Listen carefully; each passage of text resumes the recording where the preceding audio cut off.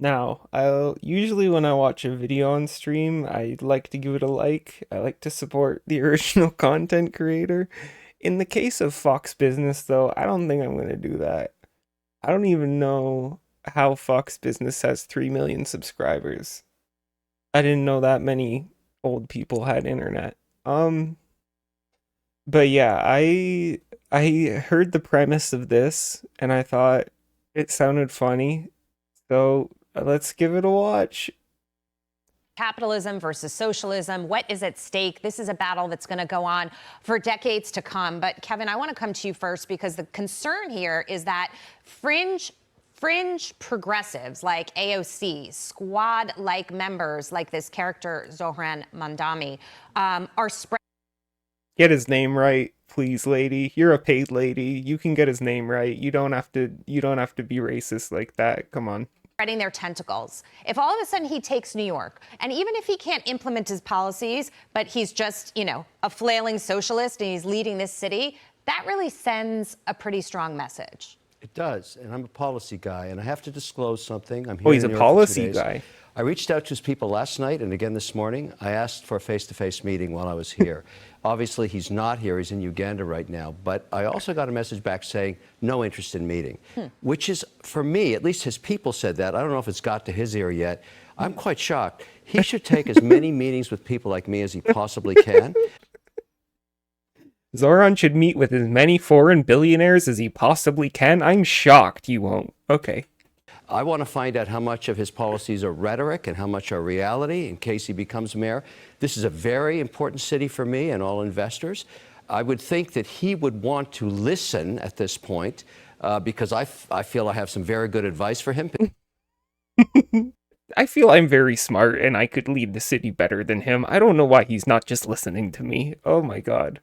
The entitlement. My god. Particularly on his policies around real estate and housing and development of technology. Oh, he's scared. He's scared that Zoran's not going to let landlords run away with all the monies.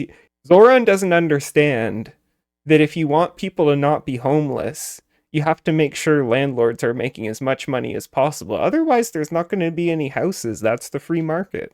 All right, guy. Data centers and all of that in New York. Oh, data centers. Oh, the poor data centers. Let's all weep for the data centers. How will these companies steal our information, make billions of dollars from it if Zoran's in charge? Wah, wah. Wah, wah. And New York City. But I was very disappointed. And I expect it's fine to blow me off. It's fine. I'm fine. I'm not hurt. I'm not whining on national television. I didn't ask to come on this show just so I could whine about it. I'm fine. I'm just gonna fly back to Canada or whatever. I'm okay. Who cares? Not me. I don't know if I have much more to say about this other than this guy is like so incredibly disconnected from reality. I don't think it's good for him. Not a good move, in my view. He's so entitled. Oh my god. Listen, not listening to me, not letting me run the city, not letting me set your agenda, very unwise move, let me just say. And I hope he hears this now.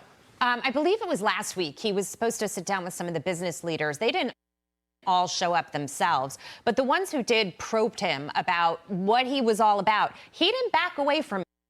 I heard that when he met, I forget which business leader it was, he met with the leader of some big investment bank in New York.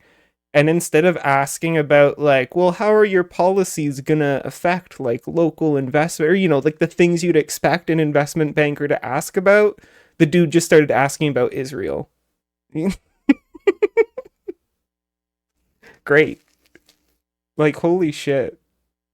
And you wonder why Zoran's not taking meetings with these ghouls. Maybe it's because they're just gonna ask him about Israel. And they're gonna pretend that free buses and like 4 city-run grocery stores are the end of capitalism. You know what I mean?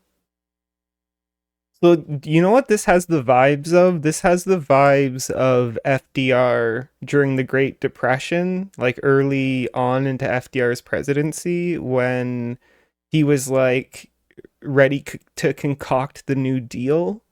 And he had a meeting and he invited like scientists and politicians, obviously, and I don't know, activists and economists.